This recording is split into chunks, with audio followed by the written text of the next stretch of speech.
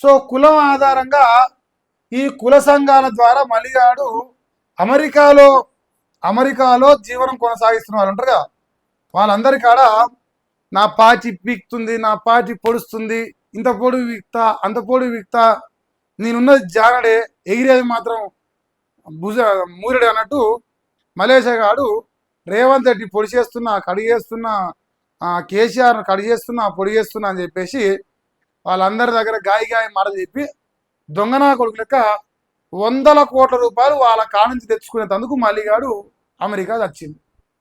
ఆ యానివర్సరీకి పోలే, నిన్న పెళ్లి రోజు అని పాపం మలేషియా గాని వదిలేసిన. ఈరోజు చెప్తున్నా మీకు విషయం.